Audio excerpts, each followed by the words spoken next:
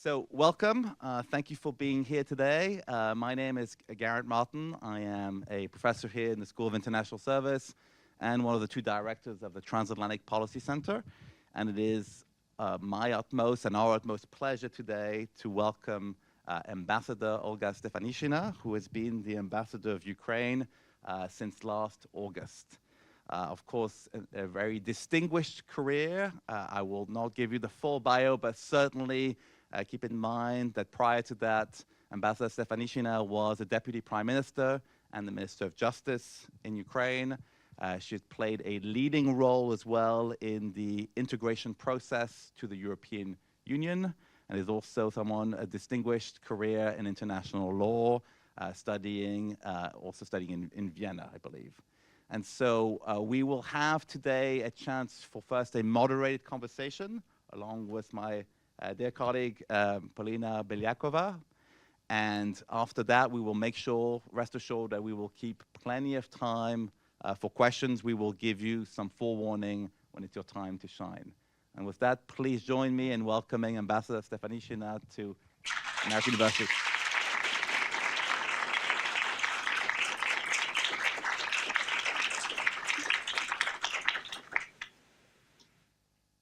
Thank you so much for being here, and I want to assure you that I know some people in this room because they're my students, and I know that other people in this room also share great interest in everything pertaining to Ukraine, especially how Ukraine becomes a major actor in international relations. So let's start from today's recent news.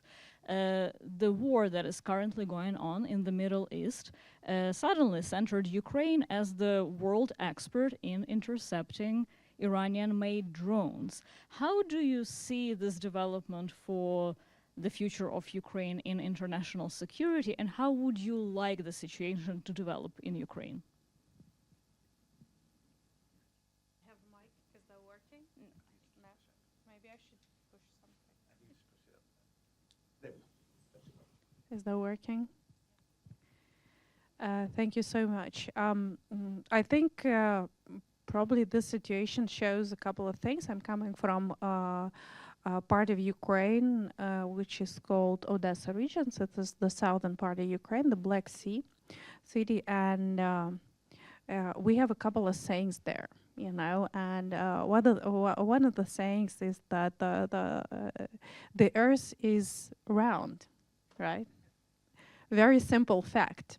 So the very fact that Ukraine, it's the news you hear every day that Ukraine survived another night defending itself against 400, 500, 600 drones, which are the same Iranian drones we see in the Gulf countries, in Azerbaijan and in Turkey, and recently in Poland and in Romania. And this was not only the open information, but this has been a common knowledge. But suddenly, but it was presumed by the recent year in this country that it should not be noticed. It should not be amplified, you know, and that's why when we say that the form of an Earth is round, right? So that means that whatever you think you're trying not to notice, it will get to you to this or that point. But I think what was important to us at this moment, and if you will recall Ukraine's reaction in a previous situations related to various crises on the Middle East, not only with this war, but also in the previous periods, Ukraine has never been, you know, attempting to take any active political or diplomatic position in that relation, because there are like too many uncertainties, and we didn't want to put damage to Israel or to ourselves with putting parallels. But in this particular case, it was both the desire to show that we are capable to provide knowledge, but also that we can show something that we have been lacking all the time. We didn't suggest the rhetorical support. We didn't suggest the political position. We suggested the immediate action now. So what Ukraine said was that we can help saving your people now. We know how do we do it. And here our guys, our technologies, our, drones, they're on the way. And this is what we were, screaming and shouting when the full-scale war started.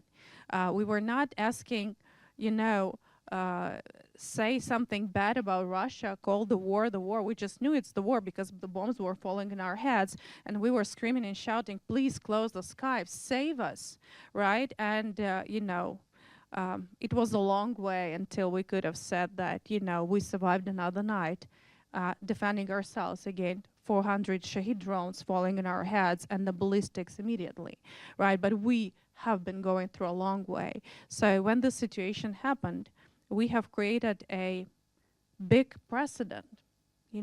We said, we suggest immediate action now.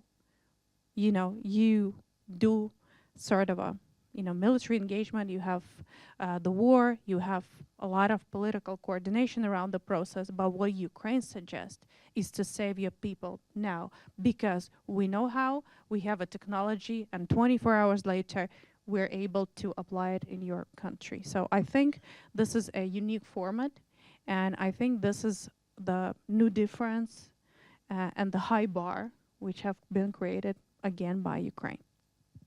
Thank you so much for your answer. What an amazing payoff on the investment. Often people argue, oh, Ukraine receives this aid, receives this aid. Here we see the payback on the investment. Here's the dividend. Just a short follow-up, because Ukraine offers technology to also other technologically advanced nations. So what is the unique thing that Ukraine offers? Because the United States has the Patriot system, but Ukrainians have the experience of using those and also Ukrainian native technology against Iranian drones. Tell us a little bit more, as much as you can, about what is the unique puzzle piece that Ukraine brings to the table. Less than 1 month since I arrived here as the ambassador, autumn last year, I attended the military industrial fair venue, right? So this was AUSA annual gathering, and with all the American major producers represented. And when you were just walking around this pavilions, I just started to see a lot of Ukrainian flags around here and there for these companies. And then I started to stop and to read, and it was written battle tested. So every second, almost every second, American defense company, be it attack defense, military, was so proud to put Ukrainian flag on their stand just to say that battle tested means proven to be effective. And the Patriots, which has been used right now on the Middle East, on the Gulf countries, territories, are very different from those way they are used in Ukraine. And the new systems which have been produced, they are produced not based on this experience, but on the experience in Ukraine. Then you can be more effective, more precise, and actually the beginning of the aggression and the urgent necessity in military ammunition has proven that for so many decades, a lot of types of new military equipment have been produced without actual intention and understanding that it could be used for sort of a purposes declared. And this is one thing, but the other thing, no military equipment or technology is valid enough without people and without innovation. So the scale of innovation and talent in Ukraine is incomparable and unprecedented.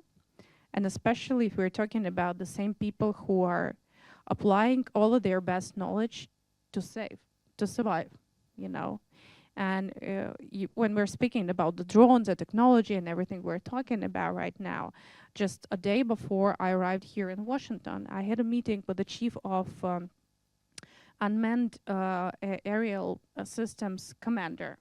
And he has a business background. He's not a career military person. He's been working in the agricultural business, and he ended up one of the most effective drone commanders in the whole world, not only in Ukraine. And I told him, how come, I'm meeting you here today and we're, in this kind of positions? And he said, I joined the territorial defense and I was in Kherson.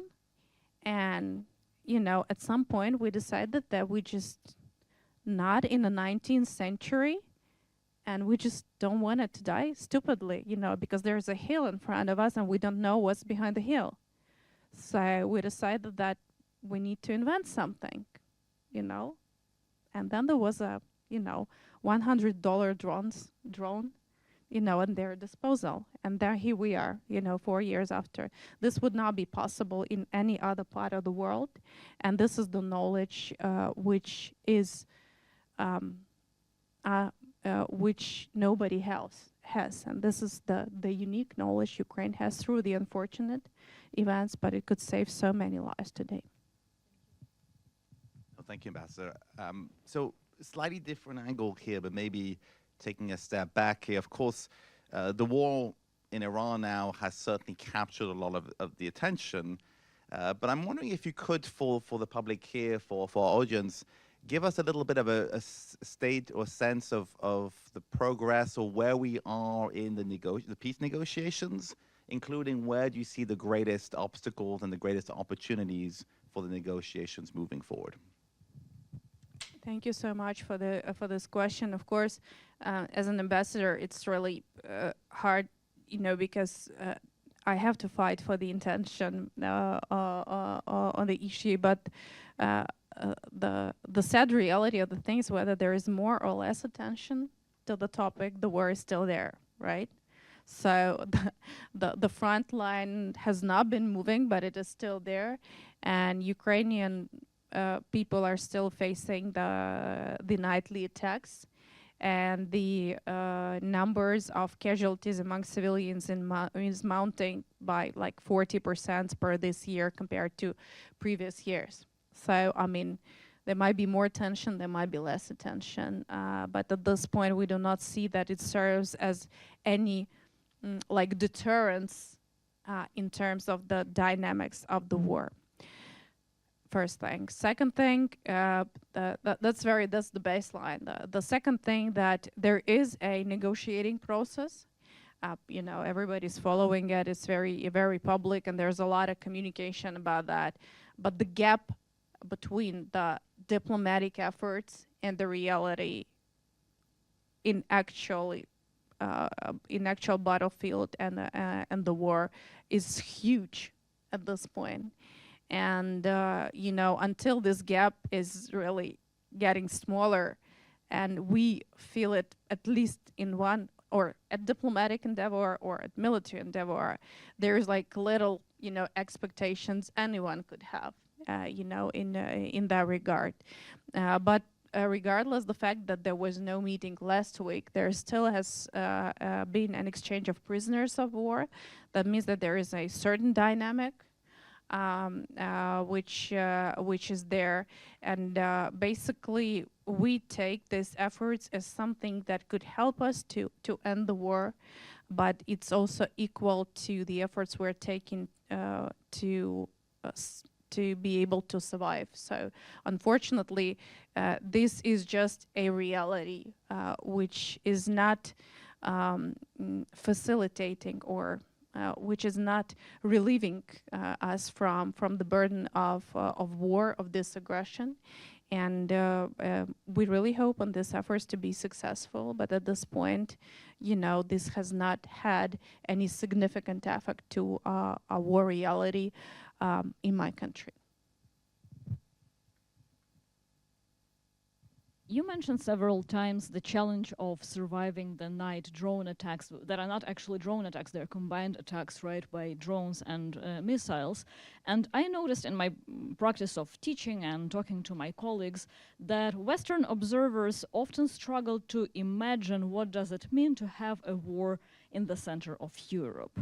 Some people come to me and say, oh, we saw pictures from Kyiv, beautiful restaurants, jazz festivals. And indeed, I know from my friends and family in Kyiv that in Ukraine we combine a very vibrant cultural life with everyday war struggles. So if there is one thing that you would like Western audiences to understand better about the Ukrainian war-life balance. Thank you for this question. I think a Ukrainian could be the best person to answer that, because sometimes we're thinking that maybe a foreigner with his eye, coming to Ukraine would give the better answer to this question. But the sad reality of wartime in Ukraine is that this is the aggression which started in the center of Europe, in a big, developed, democratic country, which has been very closely aligned with this European identity, with the great services, all the freedoms, and probably this has been the heartbeat of democracy in Europe and generally across the world. And this was the nation of people who were building the nation by themselves, putting the responsibility on themselves for their choices, for their political developments, and people who mostly are represented by a young nation who do not remember the war, and like I was 5 when the Soviet Union collapsed. I don't remember that. And I never questioned the issue of Ukraine's identity or Ukraine's independence. I never made a big deal of getting Ukrainian passport even, right? And actually, I never cared about Russia, and I never cared about somebody who speaks Russian or Ukrainian. So this was a lot of artificial things. And, prior to the war aggression, we had a hybrid warfare, and we learned a lot from that. But then you cannot imagine, this is just the same as you're sitting here, the same it was sitting in Kiev. But then when you go to your home, the war starts. And it's an actual Star Wars, when you're just waking up around like any apartment you have, wherever you live on a campus, and you see the fighter jets, the bombs, and the lights in the sky, just like in a movie, right? That's something you have never experienced and nobody in your family experienced. And then the actual war starts, and then you understand that the war is something very different from what you have read in the books, or you have seen in the movies, or you have imagined, because we imagine a war as something very concentrated, the battle. But then you understand that the war is also when you're drinking a glass of wine in your balcony, watching the air defense missiles flying over like in 3 kilometers, and knowing that the Russian army is in 7 kilometers. But you still have a great evening and you feel yourself safe. This is not possible. This is, it's not possible to explain it. And, if you do not understand how does that look, you don't have to, because it's not possible. That means that the price of remaining a country is to be able to function against all odds. So, yeah, we're not sleeping at night. We're sleeping in a parking, but then you wake up in the morning, we're making our kids to school, we're going to offices, we have a great coffee and a fantastic food in Ukraine. But then when we go to bed, we know again that things could be really badly. This is the war, and I see so many young faces here, people who, and I'm really grateful for all of you coming. And I think this is really an issue of worth of exploring. And this is the very different reality, and this is about the resilience. It's fighting back. It's not only with the missiles and counteroffensive. Fighting back is not allowing the aggressor to reach their goals. It's just meaning they're destroying the nation. And every morning waking up and making sure that we have a great champagne and a great coffee, we are showing that we are unbreakable. And this is a very different reality. Whenever I have a meeting in the White House or in Pentagon or and across U.S. government, um, I'm not trying to picture the war. I'm just simply inviting people to come because there's no other way, literally, you can get this knowledge. Thank you so much for sharing. So, Maso, you've already alluded a little bit to this, and you know, Polina touched upon this, but I think the story of the ability of Ukraine to adapt its defense industrial base, of course, necessity has played a key role, but I still think it's been an extraordinary story of not only reacting to sort of major challenges, but also the ability to build now an incredible industrial base for the future. And this is also in a context where a number of European countries with the NATO 5% pledge are going to be trying to also rebuild a defense industrial base that has been largely withered away. So what would you say, you mentioned ingenuity and sort of necessity, but do you think, are there other key ingredients that have played a role in Ukraine's ability to make that transformation? And then secondly, do you think there are specific elements of building that robust industrial base that would be important to impart and share with European partners? Thank you. I'm not sure that I can really speak a lot about that, but I think other than, you know, necessity and ingenuity, it was the leadership, you know, and it's not like I'm saying it because I'm a fan of our president, the President Zelensky. I mean that, but I just know him, and I've been working with him for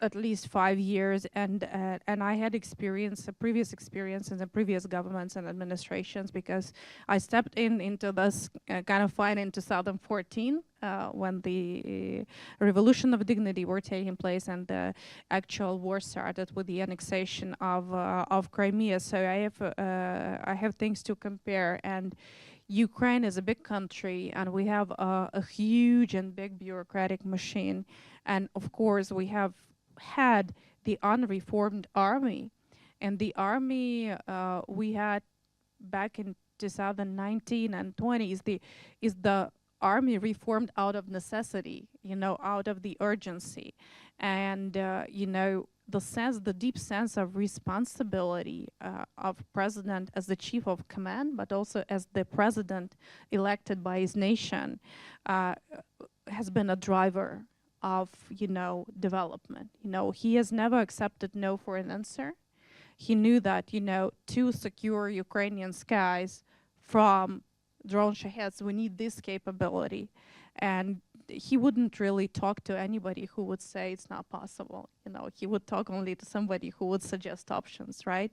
So the same is that, you know, when you understand that basically Russians do not depend, for example, from Iranians. Those they build their own production, and they are gaining the fuel of war through the revenues from the oil.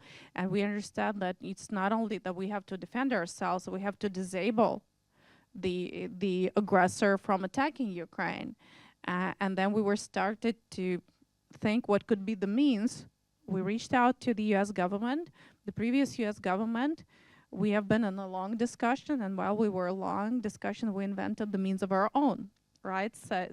And I think this sense of a highest responsibility and the leadership has been, you know, the secret and a clue behind the support of our president even until now, because Ukrainians are usually people who do not like anyone. So I don't know how deep have you been digging into the expertise about Ukraine and Ukrainians. So we love our families, we love our house, we love our nation. We stand for this nation, but in parallel to this, we don't like anyone, you know. So nobody's perfect, we say, you know. So nobody's perfect. But then that so many years after, so our president still has a lot of support among population. But I think it's because of these qualities, which are like vital for so many people. at this point, and probably this is a combination of these things. So, continuing maybe a little bit on this question, because now, if membership in NATO is probably not imminent, I think it's probably fair to say, what are other avenues do you see for Ukraine to continue maybe its integration with the alliance? I'm thinking, for instance, of, I've alluded to it earlier, but if there's going to be bigger defense spending, is there opportunities in terms of the procurement? Is there, obviously, Ukraine has adopted more of sort of NATO standards over the years, opportunities on the exercise front. So where do you see maybe the avenues for closer cooperation if, at least in the short term, membership is not necessarily an option? Well, I can assure you that there's literally no option of integration with NATO that was not explored. So we're now integrated with NATO to the extent it's never been happening to any out of NATO country. And if you will look into the way things are being coordinated in terms of the military supplies, this has been coordinated through a NATO military mission, which is under European NATO command, and which is dealing with Ukraine and Ukrainian officials. Ukrainian military presence is ensured there. So it's not something that has never been experienced before. It's the unique thing and format invented with Ukraine. I can count a lot of other things, but of course many more options could be explored in a time of peace. I think when we're speaking about the wartime, literally the level of convergence and engagement is unprecedented, and Ukraine has a special format of NATO. I've forgotten how does it name, Dasha? Rada Ukraina, not NATO Ukraine Council. It's just like, 6 months after resignation, I don't remember the abbreviation. So NATO Ukraine Council, which means Ukraine plus all the allies at the level of the leaders, foreign ministerial, defense ministerial. Ukraine is represented at every defense and foreign ministerial, literally taking place at the level of NATO, including at all the other levels. So I mean, unless there's somebody else who can invent something new, the level of convergence is very high, but I think it's already very different because we can be confident, absolutely confident in saying that NATO have been learning from Ukraine. So, and we were speaking about the NATO standards, probably, NATO standards are formed from the experience and knowledge of this war. And I think that NATO standards have been very much questioned, based on this sad experience of the war, of the war in Ukraine, and because we had a lot of instruments to learn from this knowledge, we have established a special facility. It's called JTAC in Poland, just to make sure that we test the NATO standards through the experiences we have, and we form the new elements of resilience through this knowledge. So as the joke goes, now NATO has to apply to join Ukraine, right? So, or maybe, yeah, let's wait. Make NATO smaller. So, I have a different angle of questions. So students come to the School of International Service, because many of them want to join the foreign service and want to become diplomats.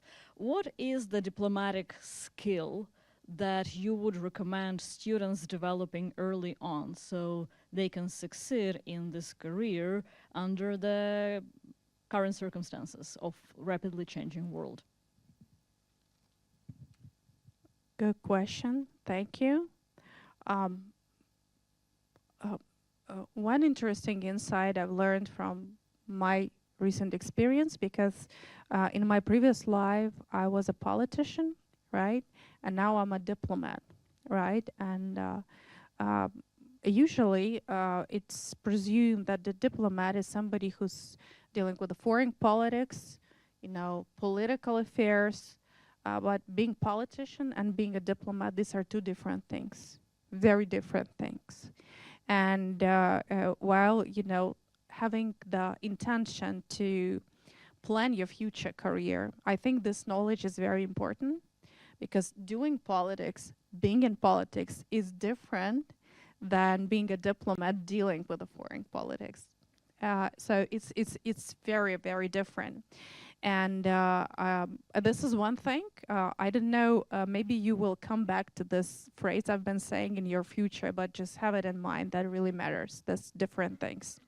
And second thing I would highlight would be that, you know, all the conventional knowledge you're getting right now, they're important. It's vital to have all of this, you know, knowledge, but this is like only like 0 level. This is the starter. And in the current environment, it's absolutely not enough to be a student, to be professional, to be knowledgeable, to get access to a good position. This is not enough. You need to be able to present yourself, because this is a very competitive environment, not only in the United States, but in the whole world. So you should not be shy of presenting yourself. This is very important, because they're like, all of you are smart, all of you are great, and you know, so maybe with some exceptions, maybe except, you know, of 2 of us, you know, maybe you're the only smart in this stage. Right? Yeah, okay, so you should not be shy of presenting yourself, and there's no such thing as a wrong action. You need to try and explore any option. The conventional knowledge is just the basis which allows you to be at the moment where you can present yourself, you know. But when you really want something to be done, you know, you should explore all the options. And, you know, probably at some point I will be able to share more insights, but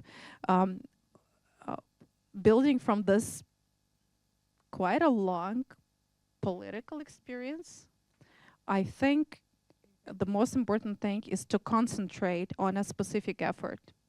Don't disperse your attention to everything, right? So after Daria is here, she's been with me throughout, you know, a long way.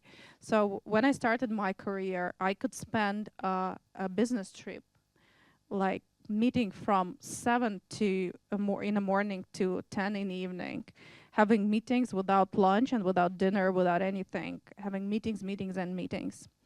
But then before the end of my term in the government, when I did a business trip, I had maybe 2 or 3 meetings, because I was meeting only those people and on those issues who can really make a difference. To get to this point, of course, you have to have a lot of meetings. This could be something having in the beginning, because you don't know immediately, you know, who are the right people and which are the right questions.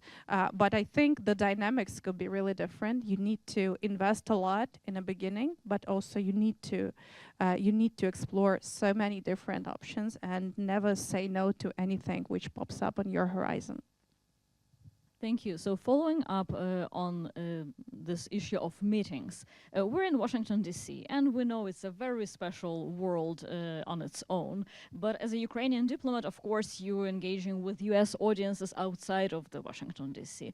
Could you please tell us a little bit more about the different messages about Ukraine that you are delivering to different audiences, and also different concerns about Ukraine and Ukrainian politics that these audiences outside of Washington, D.C. are bringing to you?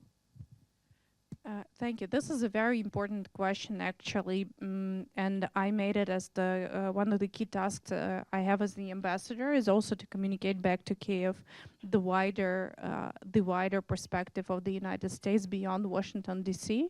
First thing is that there's so much support among Ukrainian people among the Americans, sorry, among the American people of Ukraine.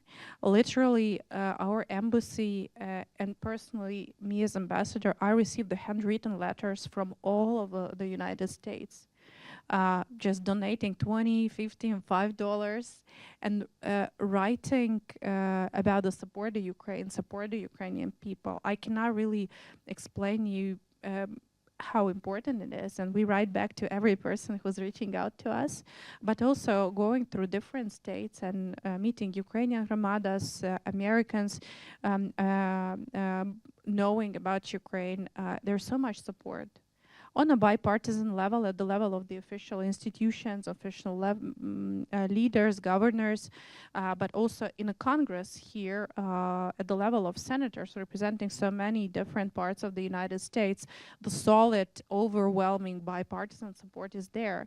And what is really heartwarming for us and for me is that it's not that much a political support. This is a very much a human support, because it's not about, you know, choosing you support the war against Russia or the war in Iran or this or that. This is very different. This is about the cause of Ukraine. This is about the freedom, and this is a fundamental basis. And, you know, regardless the public rhetorics we hear right now, this pattern is not changing. So it's absolutely important to make sure that the voices of different states and different parts of the United States are heard. And this is really helpful to us, because we know that the people of America are standing with us. The polls are showing that. And in absolute majority of cases, when I talk to the most skeptical parts of, you know, American political environment, or, you know, just people do not have anything against, you know, the country or the people. They're like sort of a different policy priorities or anything like that. But it's not negative. Nobody really can say that, you know, we did something bad to American people or we were negative. So people have the right not to care. This is absolutely fine. But this is also very important, that we have not been the reason for a harm to the United States, you know, and we have been always looking to the spirit of America, and it has been inspiring Ukrainians. And, you know, I've been always saying, and though I was in charge of European affairs for so many years, secretly to my team, I've been always saying that, you know, we are the most American Europeans at this continent. So it is so, and we are really grateful for all the support, and I'm trying to bring this knowledge to Ukrainian people to the extent that it's only possible, because they're really very important to us. So I'm going to give you a heads up that we'll ask you one more question. So you will notice 2 microphones on both sides. You can feel free to choose whichever adventure you are most tempted by, but certainly there will be space and time to ask questions. So since the ambassador mentioned her role in European affairs, and of course there's been some news in the last few days that the EU wants to at least informally open some of the chapters of negotiation, I wanted to see if you wouldn't mind sharing a little bit your experience as a lead negotiator, the extent to which, how much do you think that has either played a role or not in helping internal reforms in Ukraine? How much you still see room for optimism for fast-track accession, or where do you see still the greatest challenges, aside, of course, from Hungary?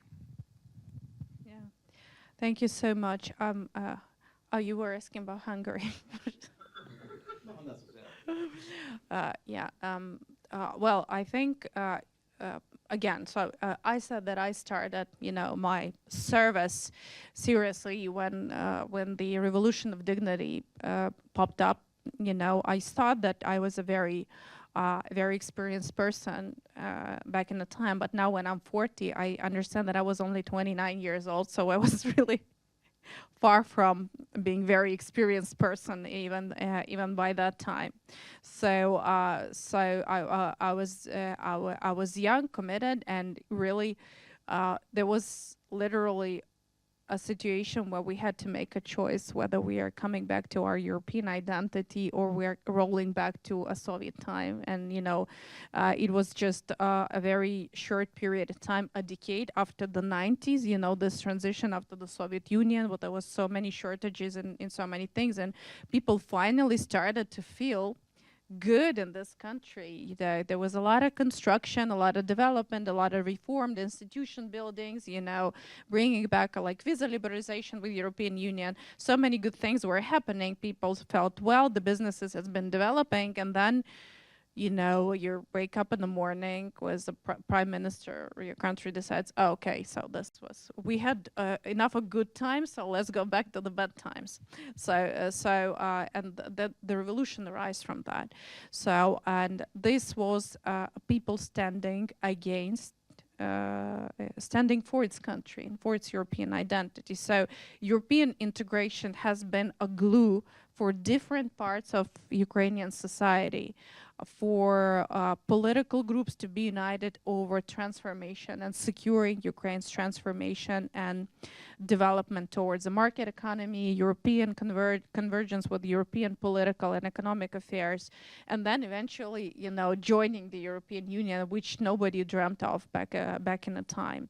And especially when the war started, you might be aware that the war started on the 24th of February when Russians attacked Ukraine, but on 28th of February, just 4 days after that, we applied for EU membership. So, and that was a very big spiritual thing, because actually we didn't know whether we will survive, right? We didn't know at what level of destruction we will find ourselves just in a couple of days. And we wouldn't know even if we will survive as the government, because we were all in the assassination list. This was, you know, everybody knew the plan. So we wanted this application for membership was to memorize the country we remembered, you know, before 24th of February, right? Just to set the status quo, you know, that, you know, at least we remembered ourselves the way we were a night before the war started. And since then, we said, you know, this was, I have a funny joke about that, you know, and I said, you know, was crying, you know, preparing this application for membership. And then I handed over, there was Prime Minister, President, and Speaker of Parliament signing that. And then we have a phone conversation with the group, and I say, what a great honor to end my career in this at this particular moment. And President says, what? No, it's a, what do we do tomorrow? And I said, like, what do we do tomorrow? So I thought that nothing's gonna follow after this application, you know, because it was so spiritual, you know. But then, you know, he said, so okay, so what do we do tomorrow? And I said, like, I didn't have any plans, so I was running the humanitarian stuff, making sure that the bread is all over the territory. And then actually, the moment that we understand that we are not dead actually, and the country still, you know, exists. So we started to move forward with these reforms, and this has been the glue and the hope for the entire country. And then the statutes, when our application was considered, we were admitted, and the negotiation talks started. So, and of course, with this lack of dynamics now, with all this unanimity and Hungarian vetoes, this really has a very negative effect, because this was the moral driver of the society. You know, just knowing that there is the future, there is a way to see our country the same. We saw it on 23rd of February.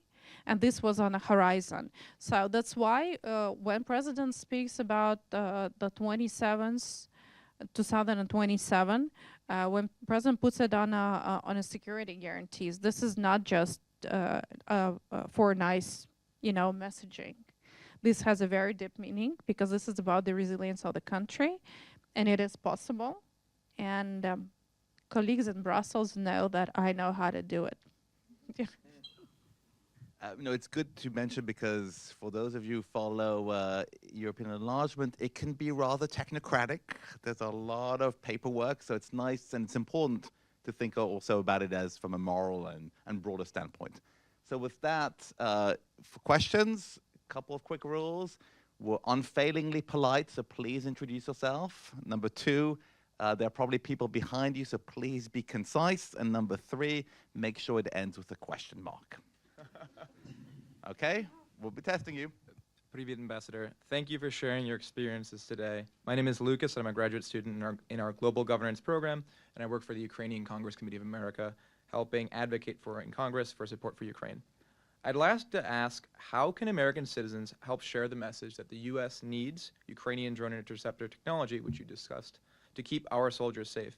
How do we as supporters of Ukraine communicate that supporting Ukraine is in the American national interest? Thank you so much. I would rephrase your first question. America needs to save the lives of Ukrainian soldiers, of American soldiers. And for that, you need Ukrainian drones. That's very simple. You know, you just have to know that we can do it. We can do it like in a minute, in 24 hours. And this is the capability we can only scale up. So the more threats are posed to the American servicemen, the more capable we are to reduce them. So like this is very simple, and you should not really complicate that. Sometimes politics is about making things too complicated so that the politicians look like they really worked hard, but the reality is that things are like sometimes very simple, and this is as simple as it is. So the other part of your question is very, I would say it's very subjective, and there could be like different answers to this question depending on the group of interest and the moment in history and in time. But I think in this particular year, where the United States marked 250th anniversary of its independence, it's also the 35th anniversary since the victory of the United States in the Cold War. In our part of the world, we call it the collapse of Soviet Union, right? And you know, this is not a very distant history, and we should remember that. And somehow there was a Cold War, and there was a reason for that. There was empire of evil, and this was a concentrated evil not against the American people, right? Against the humanity, right? Against the everything that seems so normal in our daily lives, and there was a reason for that, and that's why it is in the interest of the United States to make sure that the nothing of what has been done by the Russian Federation. I'm not speaking about the military aggression only. I'm speaking about thousands of Ukrainian kids killed, more than 20,000 kids abducted and deprived of their identity, women and their kids raped in front of their eyes. So it's just beyond humanity, and nothing could be legitimized in that regard.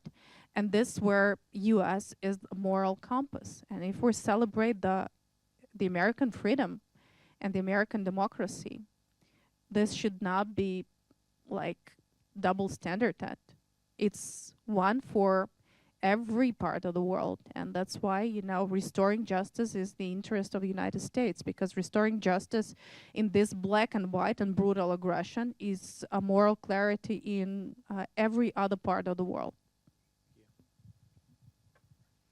Hello, my name is Emily. I'm a first-year master's student in the U.S. Foreign Policy and Global Security program. Thank you for being here. My question is, as we see infrastructure expansion throughout Central Asia with the goals of bridging the European and Asian continents, how do you see post-war and modern-day Ukraine kind of fitting into this conversation about infrastructure expansion and investment, and what are the positive and negative externalities of that type of relationship? Well, I think there are like a lot of positive potential positive outcomes from that. We have been developing our relations with Asia actively before the beginning of the full-scale aggression, and we have seen that well, there's a different reality, of course. Before 2022, the level of convergence, the level of dependence of Russia from China was much less, and China was also at a very different spot. They were very much interested in Europe, access to European market, and Ukraine has been a great platform for that. And the very existence of a Black Sea and all the infrastructure on the Black Sea has brought a lot of potential to that. And also, we have been exploring a lot of instruments of engagement with such countries like Kazakhstan, for example, or not. This is not very Asian, but also Azerbaijan. There's been a lot of potential which has not been explored, and a part of the risks you're all having in mind right now while hearing the word China. There are a lot of opportunities we have not used. So, for example, you've seen that recently the Novorossiysk port have been attacked seriously, and there's like a lot of Kazakh investments there and concentrated there, and they have the infrastructure there, and they do not have the alternative. And that's why what Russians are doing, they're concentrating their military equipment there, threatening. Basically, this is investments. These are not the attacks which are like threatening. These are the military presence, and simply having no alternative to that, puts at threat so many investments. And there are more opportunities to be explored.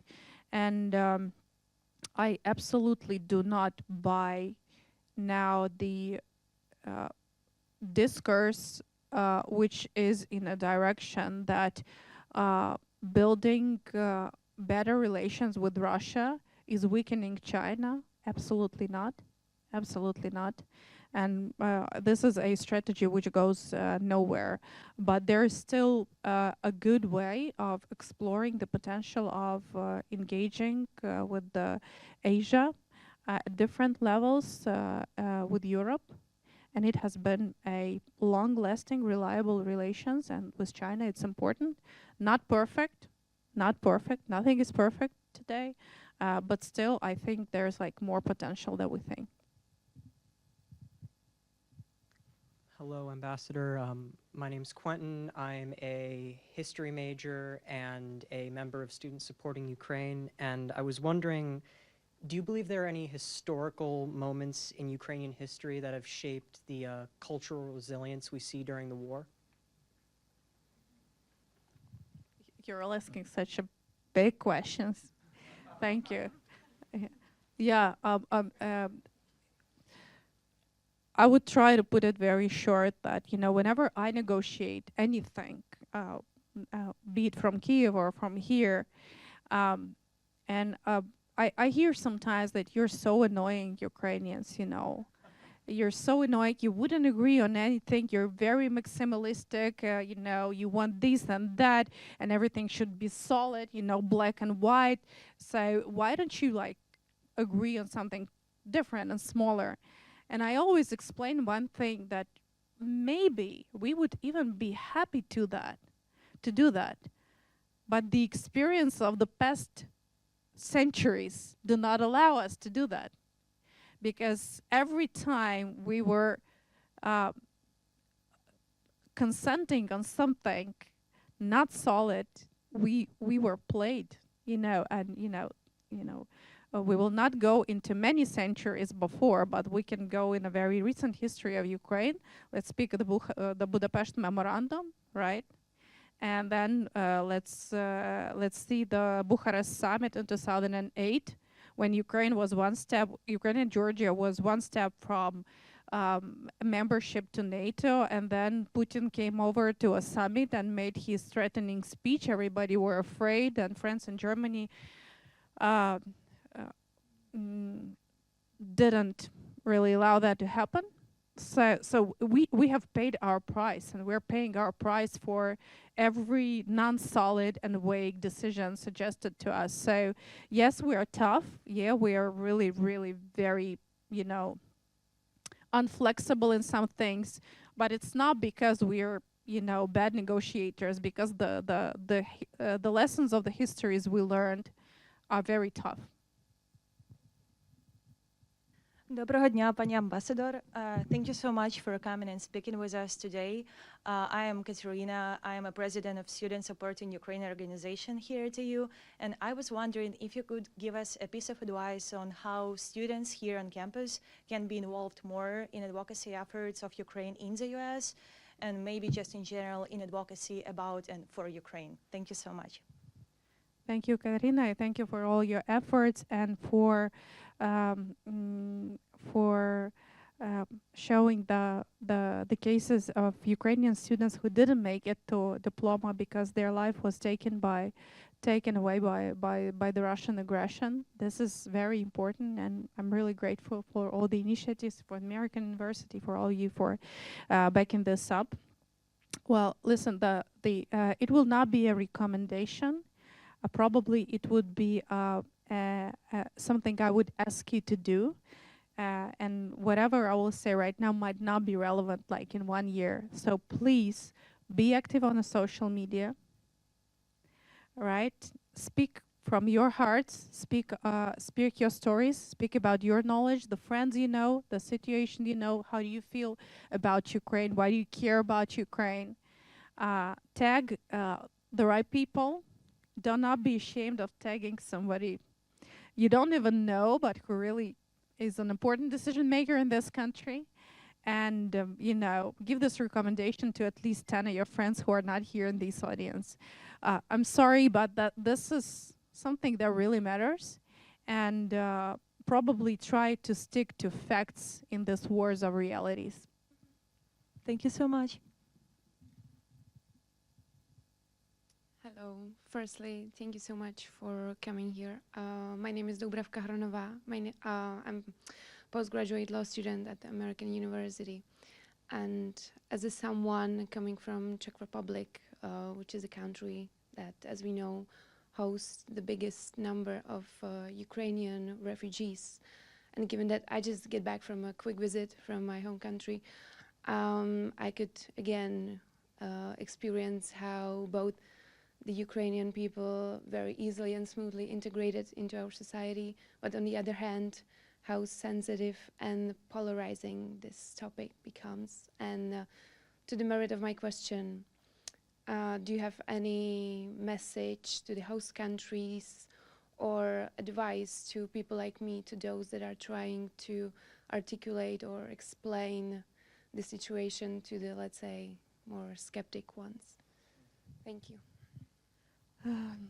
That's really a hard question, and I think the most important thing is not to make the suffering and the destinies of those people who were forced to leave their homes and countries and to seek for a shelter elsewhere, not to make them the hostages of the domestic politics. You know, it would not be a case that Ukrainians have been granted that employee protection for so many years and for such a long time if Ukrainian people would cause a major migration crisis. So these are, to those of you who know Ukrainians, these are people who really love their lives.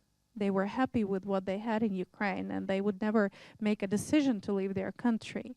These are the professional, educated people who love comfort, well-being, and they are building it in whatever part of the world they are. They're definitely not those who would want to pose any threats, and the last thing they would want, being so away from their homes, is to be part of the politics. So to the extent people could be distanced from that, that will be very important, and I think this should be taken into account. And also the very fact that so many of these people no longer have a place to come back.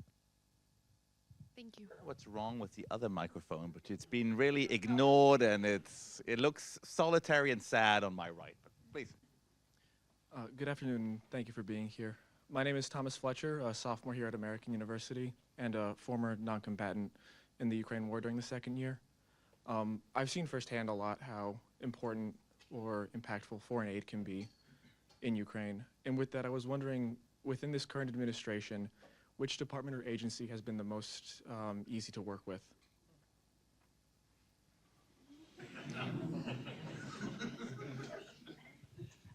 Well, yeah, I have the answer. There's no such agency which was easy to work with. I would say, without like naming anything. But one thing though I think is important to mention, that is the continuity of effort. Just as you were on the front line, I before coming to Washington, I traveled throughout the front line from different parts, let's say, and the continuity of efforts means that we have so many American equipment on the ground.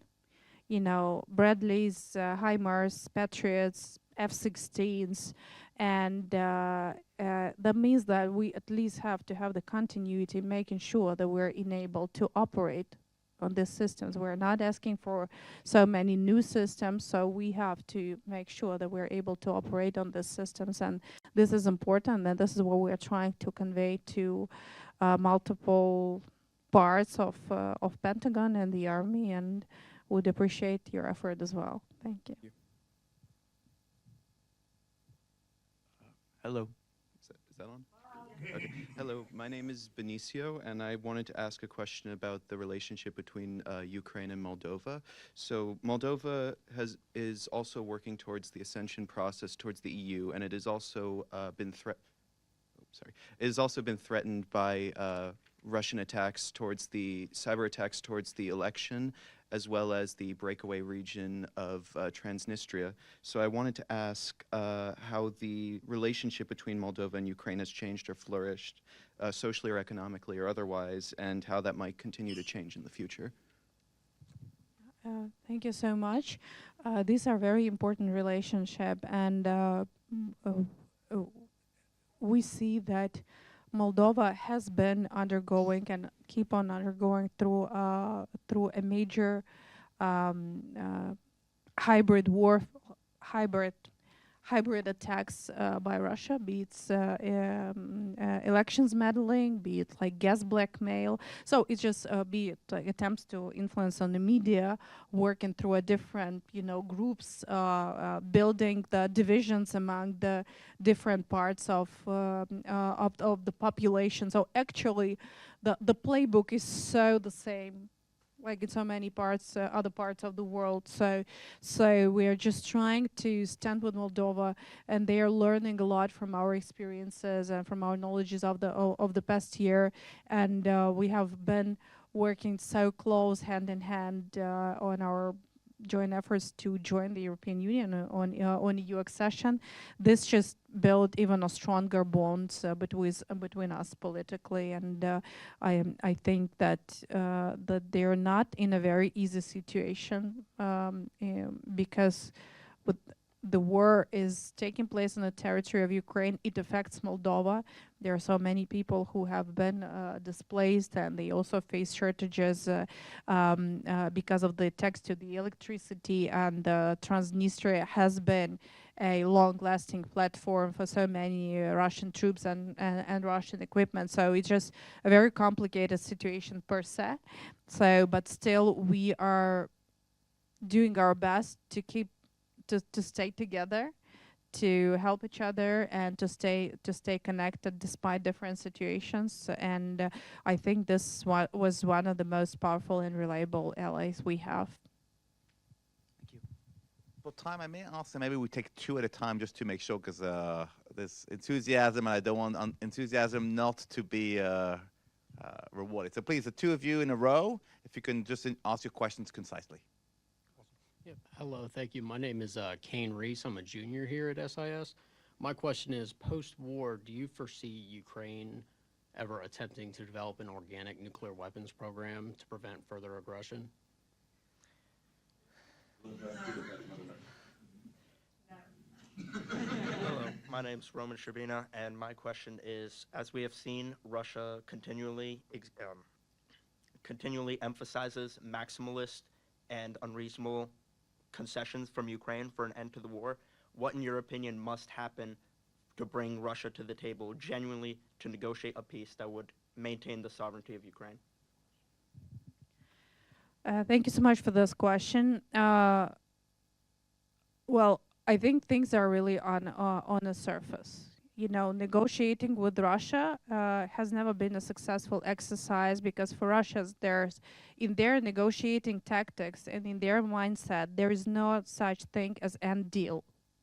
You know, whenever somebody wants to agree on something with them, they always think that they could trade in more. So they're never in a situation when they could conclude the deal, to close the deal, because they never feel enough. They are always feeling that they could get more.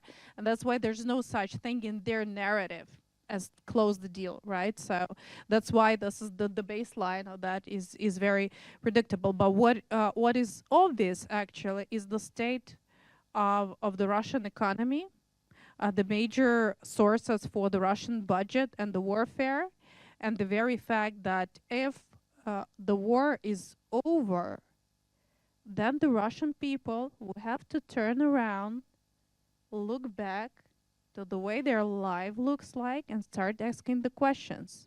And this is really a scary thing, I think, for Russians. So knowing all of that, the answers are easy. The pressure should be applied to deprive Russia from the fuel of war.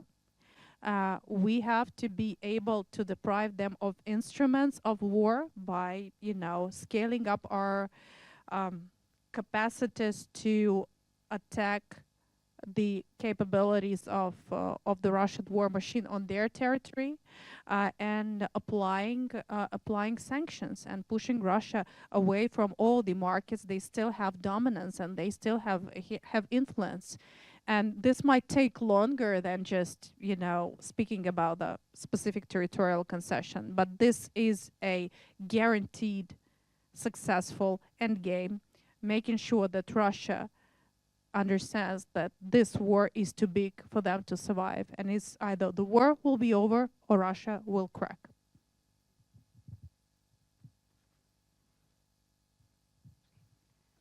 Hello, my name is Maggie Fitzgerald, and my question, so the abduction and the forced deportation of Ukrainian children has been something that has been well documented throughout the Russian aggression.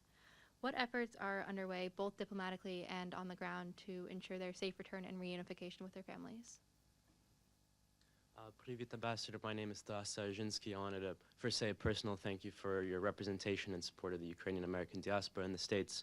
My question is, when the war ends in a Ukrainian victory, however that may look, how would you recommend Americans and the Ukrainian American diaspora approach and begin to support Ukraine's reconstruction on all levels, but especially academically? Thank you so much. On the abducted children, I would start by a couple of facts. First, that since the beginning of the full-scale aggression, we were able to bring back more than 2,000 kids which were abducted. Secondly, we have verified around 20,000 names. So we are now formally able to confirm that there are at least 20,000 kids which are recognized as abducted. Third, this is a crime which has no timeline, you know, which is non-negotiable, and the request on Ukrainian side that all of these kids, be it somebody we know about or we don't know, they are subjected to unconditional return to Ukraine. And the very fact that we're having the register of the abducted kids at this point means that even if in decade or 20 years or 50 years, a child who has been indoctrinated or whose identity was erased will get to know that once upon a time this child was from Ukraine and he was abducted. When his or her name on the register, this child will be able to come back and to have the statues, and his identity will be brought back to this child. And there are like various efforts, you know, public, official, and non-official, taken to bring kids back. And you know, there's an initiative which is actually called Bring Kids Back UA. There is a number of volunteers and organizations, but mostly the parents and the families of those kids who are, you know, ready to go and to do whatever to bring their kids back. And actually, the other thing is that those kids who are on occupied territories, so they were militarized and forced to military camps and forcefully mobilized, and this is a very sad situation. So I think it's very important to be vocal about that. I hope these facts will help you to amplify the knowledge about this crime. And again, this is not the part of the negotiating process. You know, that there's no amnesty or pardon to that, because these are simply families and children who were deprived of their future, the generations. It's also a genocide, you know, attempt to deprive Ukraine of its future. So I would ask, you know, if you're interested in this, please get more knowledge about that, grow more knowledge. We're happy to provide information. And this is a crime, and this is not something that could be negotiated.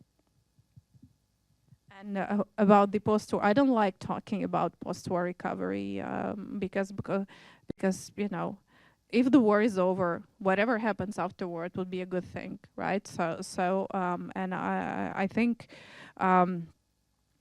there is like a lot of discussion about, you know, whether the continued military assistance or you know, building defense capability will be needed after the war is over. I think the effort should be doubled to make sure that we're capable to defend ourselves, because there's no secret, if there's like sort of a ceasefire or any arrangement, we cannot just, I mean, Ukraine and allies and partners just sit and wait until Russia fulfills its obligation. We need to secure it by ourselves. So I think continued efforts in terms of investment in defense and you know, self-defense is something very actual. But I think the major American investments are something that should be a priority for Ukraine now and on a post-war period of time, because it is also a security guarantee, which, you know, is a world recognized one. Thank you. So we are getting to the time, so I'm going to be brief to say that, you know, life is a participation sport, so I'm deeply, deeply thankful for all of you for showing up, all the people who make events happen, from our events team, putting the events together, from our friend at the embassy. It takes work and we deeply appreciate it. Second, I am Irish, so it is St. Patrick's Day, so is it an omen, the legend of St. Patrick expelling snakes from Ireland?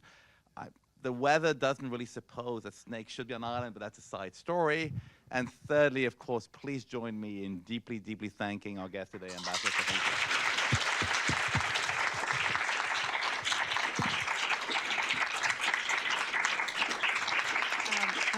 Thank you, and thank you so much for taking your time and coming here, asking so many questions, being interested in my country and supporting it.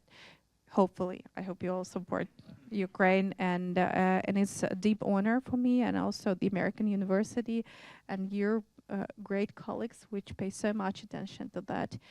I'm honored to be invited, and I'm so pleased to have all of you here and to share this time with you, and hopefully growing our mutual knowledge about Ukraine.